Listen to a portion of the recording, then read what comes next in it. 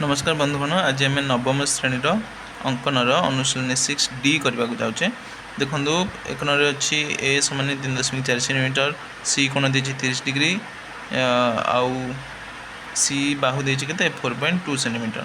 आगे rough sheet अंकन करदा। रफ सीट अंकन कर सारा प्रथम कौन करवा ना बी सी बाहु नहीं जाए के 3.4 सेंटीमीटर तापर सी ठारे के डिग्री अंकन करदा 30 डिग्री अंकन कर बढ़ी सारा बी रु 4.2 काटिदेवा 4.2 काटिले यह ए बी सी कौन हो आवश्यक त्रिभुज हो।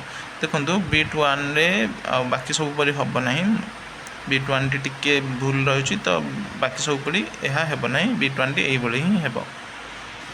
एबे देखो B2 रे सी बाहु दे 8 सेंटीमीटर ए कोण दे 60 डिग्री आउ ए बाहु दे 6.9 सेंटीमीटर। तो प्रथम आप ए बी बाहु नहीं जाए तापर ए ठारे 60 डिग्री अंकन करके बढ़ाई देवे।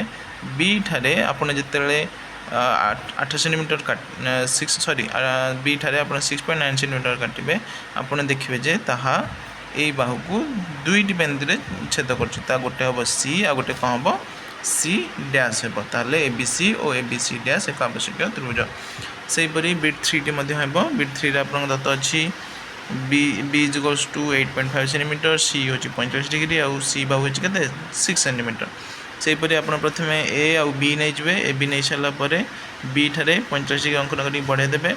ए ठारू चाप काटे चाप काटिले आप दुईट बिंदु पाइबे गोटे हूँ सी आ गोटे हूँ सी डैश ताले ए बी सी और ए बी सी डैश एक दुईटी आवश्यक त्रिभुज।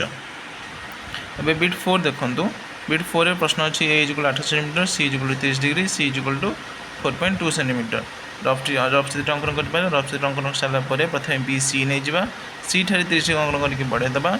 बी ठारू चाप काटिले आम दुईट बिंदु पाइबा गोटे हूँ ए आ गोटे हूँ कौन ए डैश ताले ए बी सी और ए डैश बी सी आवश्यक त्रिभुज। तापर B5 टी देखु ए हूँ 8 सेंटीमीटर बी हूँ 60 डिग्री एवं बी बाहु हूँ के 7.1 सेंटीमीटर। ताले कौन करवा प्रथम रफ चित्र अंकन करवा रफ चित्र अंकन सारापर बी सी नहीं जावा 8 सेंटीमीटर बी ठारे 60 डिग्री अंकन करके बढ़ाई देवा।